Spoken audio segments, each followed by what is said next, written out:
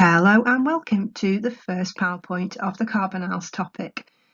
So as usual, you'll need the booklet here. The booklet will be at the top of the carbonyls topic page on our A-level chemistry page. It's under the Module 6 tab, which is for organic chemistry and analysis. So do complete those notes as you go. The notes are available there as a PDF or in Word. The textbook page references them 454 to 457. Remember, you've got access to that textbook via your caboodle.com login. Okay.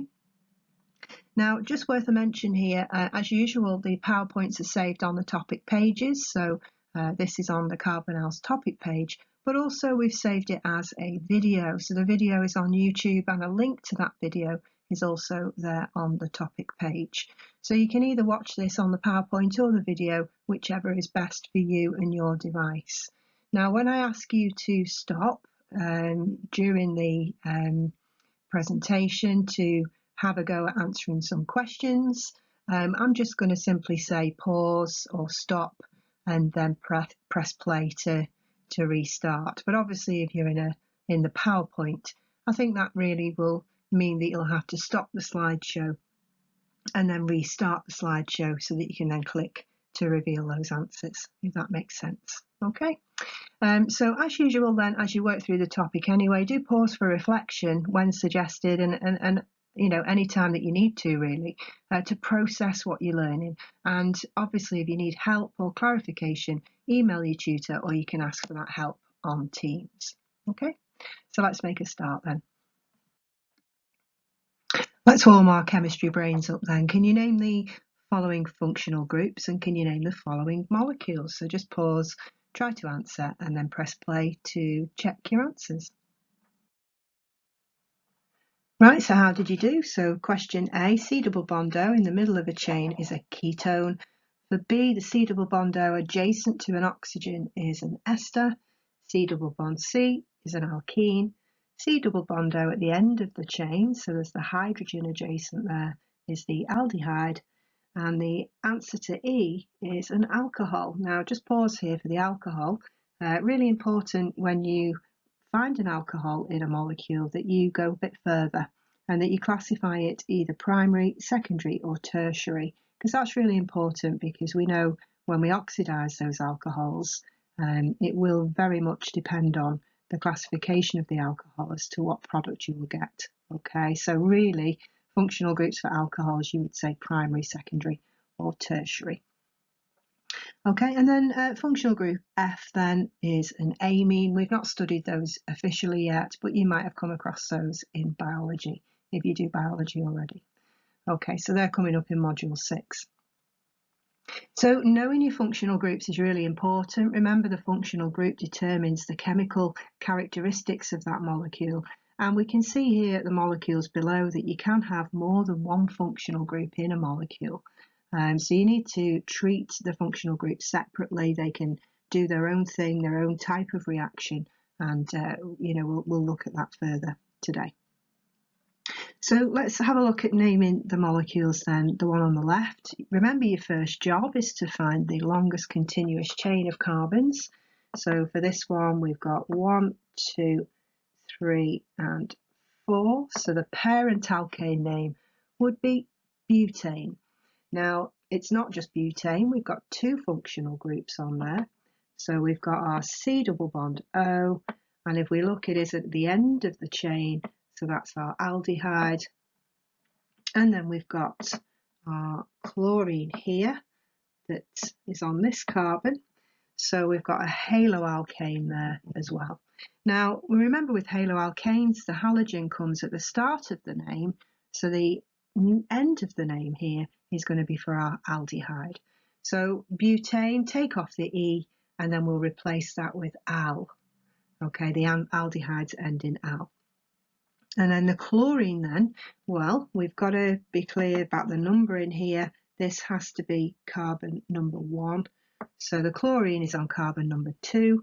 So if we put all that together, we've got 2-chlorobutanol. We don't need to put a number 1 for the al because it couldn't really be anywhere else here. Okay, the aldehyde has to be at the end of the chain. And because there's nothing on this side, then we can just stick with butanol there. Okie dokie, let's have a look at the second one then. So the second one again, longest continuous chain of carbons. We've got 1, 2, 3, 4. 1, 2, 3, 4, 5. Sorry. Okay, so 5. Remember, it's the joints, if you will, that we're counting, not the lines. The lines are the bonds. So 1, 2, 3, 4, 5. So 5 is pent. So it would have been pentane. But we can see we've got functional groups here. We've got C double bond here and here. So we've got 2 alkenes. So 2, remember, is di. So we have a diene. We've also got a branch. Now be careful, this isn't a functional group. It is just an alkyl group. So it's not a functional group, it's an alkyl group. So we've only got one type of functional group, but there are 2 of them. It's those alkenes. So looking at the numbering then, we could either start at this end and call that carbon number 1, or we could start at this end and call that carbon number 1. And so we need to make a decision which will give us the lowest numbering with our systematic name. Now if we started with this one, then the alkenes would happen between would start at 2, 3, 4. Okay, so it will be 2, 4 diene.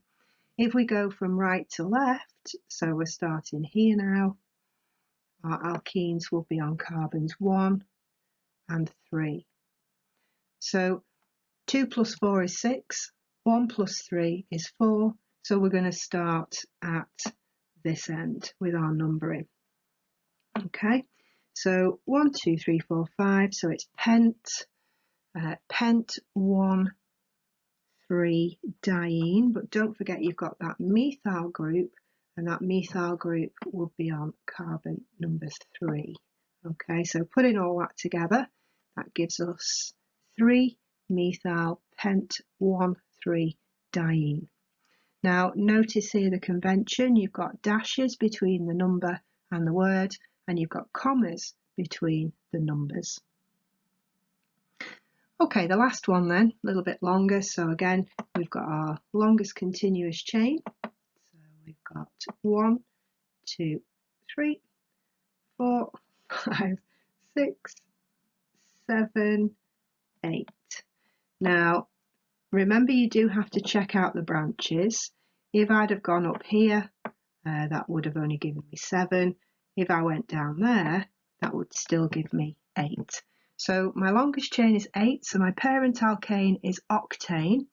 It isn't just octane though, because we do have a functional group, and again our functional group here is the halogen, it's the haloalkane. Remember the alkyl groups, the methyl groups there are not functional groups, okay? So here we have a branched haloalkane. So again, looking at the numbering, we've got to decide, do we start with carbon number 1 here, or do we start with carbon number 1 here? So if we go from left to right, 1, 2, 3, 4, the bromine will be on carbon number 4. If we start from right to left, it will be 1, 2, 3, 4, 5. So the numbering really should start from the left, because then you want the bromine to have the lowest possible number. And then don't forget you've got 2 methyls, so dimethyl. So you've got 4 bromo, 6, 7 dimethyl octane. Okay, so hopefully that has warmed your organic chemistry brain up so that you're ready to go now with our carbonyls. If you were not happy with how you name molecules, do go back to the basic concepts booklet from year 12 just to refresh your memory on that. We're on page 2 in your notes in the carbonyls booklet. The carbonyl functional group then looks like this, C double bond O. Now we've met a double bond before, of course, between 2 carbon atoms. That's our alkene functional group. And if you remember in year 12, we did a labeled diagram to show how the formation of the second bond is actually happens, how it's formed. So have a think then. Can you remember the names of those two bonds, and could you remember how that second bond forms? So just pause, have a think, and then press play to continue. So the first one then is a sigma bond, and the second one is a pi bond, and the pi bond is slightly weaker, and that's because it's formed by the sideways overlap of p orbitals. So that was an alkene. The carbonyl group then forms in the same way. So if you remember, we drew a label diagram for the C double bond C. Could you try now to draw a label diagram to show this between the C double bond O and identify any dipoles across the bond? So if we start the diagram with our two atoms joined together by a single covalent bond that I've just highlighted in yellow, that's our sigma bond, and a sigma bond is formed from the end-on overlap of orbitals. So the two atoms here for our carbonyl group then, if this atom here is carbon, and we'll say that this one here is our oxygen. Now we can see the two dumbbell shapes. They represent, of course, the p orbitals. And so for each p orbital, there is an electron in there ready to be shared. So those p orbitals are going to overlap. So the next part of the diagram then shows the overlapped p orbitals. We have a cloud above and below the plane of the atoms, and of course the atoms are carbon and oxygen. Now, do make sure when you do a label diagram that you do draw the arrow to both the cloud above and below, because it's those two collectively together that form that pi bond. Now, a worded description here, keyword sideways, so it's the sideways overlap of the p orbitals. And if you remember, it's because it's the sideways overlap that renders that pi bond to be weaker than the sigma bond. So think back to the alkene functional group. We broke that pi bond in our electrophilic addition mechanism. Okay, that's the mechanism by which the alkenes react by. Okay, but this isn't an alkene, it's the carbonyl group, but you can see the similarities, but there is a big difference here. It's not a carbon attached to a carbon, it's a carbon attached to an oxygen. And so you've got to remember the difference between those two types of atoms. We're talking here about electronegativity. So hopefully you thought about that. The oxygen is more electronegative than the carbon atom. And remember your definition for electronegativity. It's the ability of an atom to attract a pair of electrons towards itself from a covalent bond. So here that diagram shows that. We've got the oxygen, the electrons coming closer to the oxygen than the carbon. So that means that we end up with a permanent dipole. So we've got a partially positive carbon and a partially negative oxygen, and that permanent dipole is super important because remember the carbonyl group is our functional group, and it's because of that permanent dipole that the group reacts the way it does, and we'll get into that soon. So you've got two things going on. You've got the pi bond that has a lower bond enthalpy than the sigma bond, but also you've got this permanent dipole that is going to make the way the carbonyl group reacts very differently to, or differently rather, to an alkene. Okay. So the carbonyl group then, or carbonyl bond, many molecules do contain this group. So if we look at the functional groups that follow, the ester functional group, C double bond O, and that carbon is adjacent to another oxygen in the chain. And so that's what it looks like displayed. And remember, if you've got structural formula, you're looking for the COO and then another C. If you spot that, that's your ester functional group. Carboxylic acid then, we've got the carbonyl bond, the C double bond O, but that carbon is adjacent this time to an OH. So again, by structural formula, you're looking for COOH. So both of those functional groups contain that carbonyl bond. But as we go forward now, you need to know that these two are not carbonyl compounds. So when a chemist says to you, this is a carbonyl compound, they're compounds that only contain that carbonyl group on its own. Okay, so have a think now, what functional groups have you met that only contain that carbonyl group on its own? Have a little think. So if a chemist says to you it's a carbonyl compound, it can only either be an aldehyde or a ketone, full stop. Okay, so even though the ester and the carboxylic acid contain a C double bond O, they are not carbonyl compounds, because a carbonyl compound only contains the C double bond O.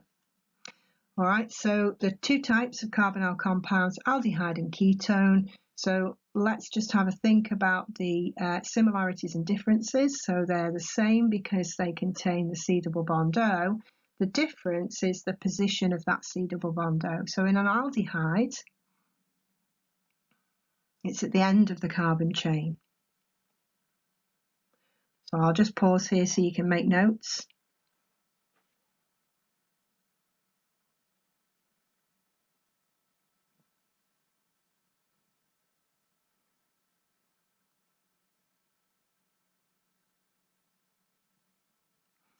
Okay, so the carbonyl functional group is at the end of the carbon chain, and the carbon atom is attached to one or two hydrogen atoms. So if it was attached to two hydrogen atoms, it would be methanal. If it only has one hydrogen, the other one is the carbon chain, so you can increase that, ethanal, propanal, and so on and so on. So an aldehyde then, you could think of it just as the C double bond O is at the end of the carbon chain. Now, a ketone, it's got the C double bond O, but it is, well, the carbonyl compound of the functional group is joined to two carbon atoms. So you can think of that as it being in the middle of the chain somewhere, or it's between two carbon atoms. So just make a note of that in your booklet before you move on. Something extra here then, it's not in the booklet, you can work on a back page. Name and give the structural formula of the first two members of each homologous series. So for the aldehyde and then for the ketone. As well, you can refresh your memory, you can define what we mean by homologous series. So pause, answer the questions, then press play to check your answers. So for the aldehyde then, if it's just one carbon, it would have to be methanal. And so the way that you would write the functional group for an aldehyde, it has to be CHO. CHO in that order, that's convention. If you put the O before the H, you see, on first glance, you might think that that was an alcohol. So CHO, if you see that in the structural formula, you know it's an aldehyde. So if there's just one carbon, it's methanal. If there's two carbons, it's ethanal. Looking at the ketone then, we can't have a ketone with one or two carbons. The first ketone that we can actually have is propanone. So I hope you work that out. If that C double bond O has to be in the middle of the chain somewhere and not at the end, it has to have at least one carbon either side. So the first ketone that we can have is propanone.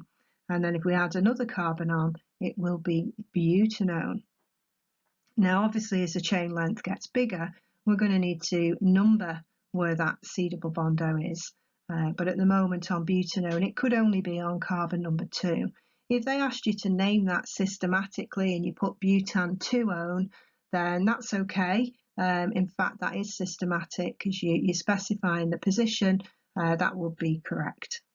But strictly speaking, you don't need the number 2 there. But if they do say give the systematic name, you should always include all the numbers just to be on the safe side.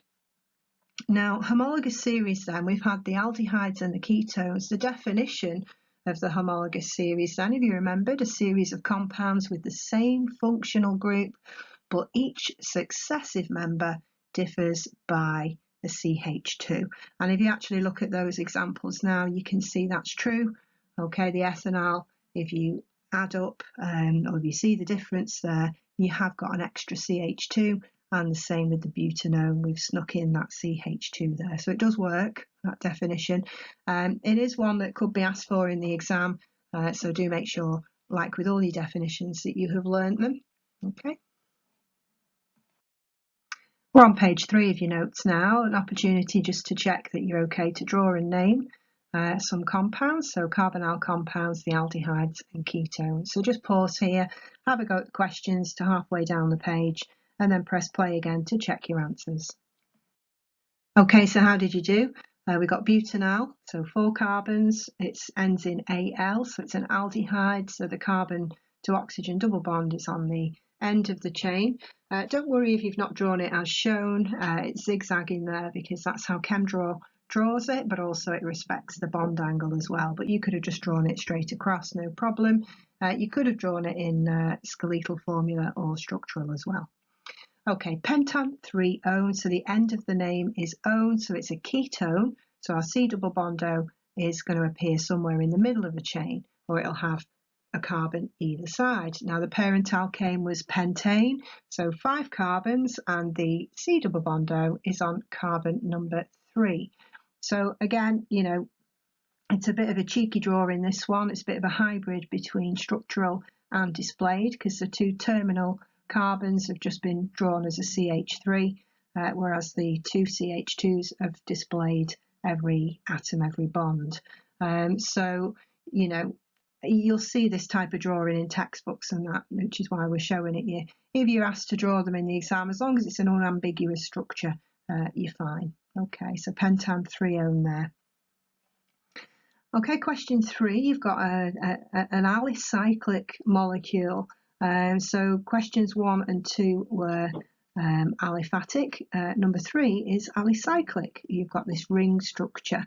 So the carbon-oxygen double bond there, if you notice the carbon, it does have 2 carbons or 1 carbon either side. So it is in fact a ketone. So the end of the name is going to be -one. So let's have a look then, counting those carbons round. We've got 1, 2, 3, 4, 5, 6. So it would have been cyclohexane, but it's not just an alkane. So we chop the E off, we end it in -one, so it would be cyclohexanone. Now then, we don't need a number here because we would assume then that will be carbon number 1, because that's where the functional group is. But we can rotate that molecule, and provided there's nothing else on any of the other carbons, we don't need to number where that ketone is. Okay, where that C double bond is. C double bond O rather. Okay, all right, question 4 then. Hopefully straight away you've spotted the CHO, so you know it's an aldehyde. And with structural formula, I often like to draw it out to help me to visualise it better. But for sure you've got 1, 2, and then 3, 4 carbons, but clearly one of those is branched. Okay, so this carbon here, it's going to have the hydrogen attached, 2 CH3s attached, and also the C double bond O H attached as well. So that highlighted carbon there, in fact I'll go over it in green. So that one there is quite central. Okay, if you think about it making 4 bonds, you've got 2 CH3s, a hydrogen, and the CHO. Okay, so it is an aldehyde, and it's a branched aldehyde, and your name then would be methyl propanal. Again, you don't need to put the number for the methyl group because it couldn't be on carbon 1, nor could it be on carbon 3. So it has to be on carbon 2. But to be safe, you could put 2-methyl propanal. That would certainly be the most systematic name. Okay, 2-methyl propanal, just to be on the safe side. Continuing on then, name and draw using skeletal formula the 2 carbonyl compounds with the molecular formula C3H6O. So you're asked to name and draw skeletal formula carbonyl compound. So we know with the carbonyl, it's got to be an aldehyde or a ketone. if we've got 3 carbons. If we start by having a go with the ketone, that would look like this. So the C double bond O is in the middle of the chain with those 2 carbons, one either side, and that is called propanone. Okay, the next way you could do it is by putting the C double bond O at the end of the chain. So we've still got 3 carbons, 1, 2 and 3, but this time the C double bond O is at the end, and so that would be called propanal. So if it's a ketone, it ends in -one. If it's an aldehyde, it ends in -al. Okay, so we've named and drawn them. We've used skeletal formula. Now the next question, name and define the type of isomerism of the 2 compounds. Well, both of those compounds had the same molecular formula. Same molecular formula, but a different structural formula. So this one would be CH3, CO, CH3. This one would be CH3, CH2, CHO. So we've got here structural isomerism, molecules with the same molecular formula but a different structural formula. So another extra one for you here, cortisone. So I won't give you the IUPAC nomenclature name, but it's there if you want to read it. You can see why they just call it cortisone. All right, it's one of the main hormones released by the adrenal gland in response to stress. Ooh. Now, obviously, this molecule is a bit more exciting than your propanone and whatnot. Have a look at it though. It's got lots of different functional groups present, and you as an A-level chemist now need to look at that molecule and go, oh yeah, it's got 1 of those, it's got 2 of those, and that's what I want you to start to do. Okay, so as soon as you see a complex molecule that you've never seen before, don't panic, because all we're interested in here so far are the functional groups. Okay, so just pause now and see if you can identify those functional groups, and then press play to check you've got them. So what can we spot then? Let's see, let's start with this one here. Alcohol. Now remember what I said earlier on, when you spot an alcohol, always classify it. So the oxygen is attached to this carbon here, and that carbon is attached to 1, 2, 3 other carbon atoms. So it's a tertiary alcohol. Now we know tertiary alcohols are resistant to oxidation, but they can react. They could undergo esterification reactions. They could undergo elimination reactions. So, you know, you've got to be thinking here of the types of reactions that these functional groups can do. So your next one then, let's go for the other alcohol. Change the colour of my pen because this one isn't a tertiary one. The oxygen here is attached to a carbon, and that carbon is only attached to 1 other carbon atom, so it's a primary alcohol. So primary alcohols then can undergo esterification, it can undergo elimination, it can undergo oxidation, and oxidation this time, because it's primary, you could get either an aldehyde or a carboxylic acid depending on the conditions. Okay, so these are just examples that I'm talking through here. So, you know, in the exam, don't panic if they give you a big molecule that you're not familiar with. Don't worry, just look at it and think, try to identify those functional groups present and start to think about the types of reactions that they can undergo. Okay, so we've not finished, there's a few more to go for still. We've got our carbonyl compounds, carbonyl bonds here. So C double bond O.